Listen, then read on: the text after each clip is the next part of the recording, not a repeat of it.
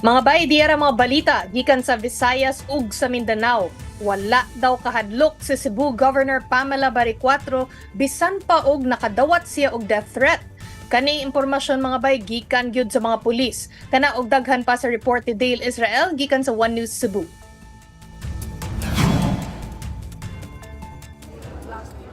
Wala damhan ni Cebu Governor Baricuatro nga sa pagbalik niya gikan sa biyahe sa China, gisugat siya sa dagkong opisyal sa pulis tungod sa balita nga aduna kunoy hulga sa iyang kinabuhi. Matod pa sa gobernadora, nakadawat kuno ang iyang opisina og impormasyon nga aduna kunoy usa ka individual gikan sa Osamis nga gipada og gibayran og 2.5 million pesos aron ipatuman ang pagpatay.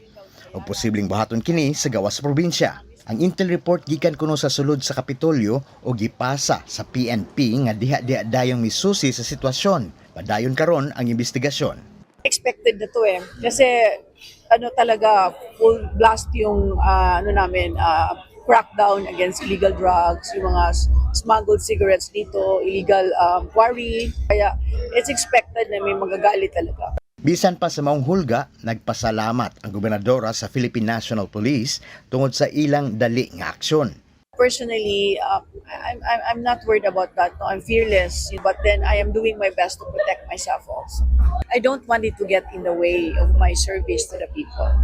Sa laing bahin, nagipagstorya usab si Baricuatro sa PNP aron malikayan ang mga delikadong exhibition sa mga dalan. Tungod kini sa may viral nga mga rider nga nag-stunts samtang nagpadagan sa motorsiklo sa Trans Central Highway.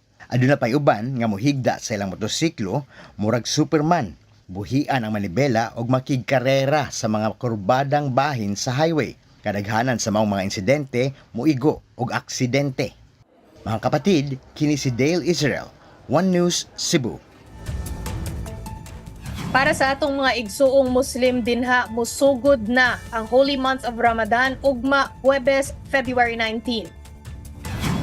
Pero mga bay, gipahibalo sa National Commission on Muslim Filipinos o NCMF nga wala makit-an ang crescent moon o hilal ni atong Martes sa gabi.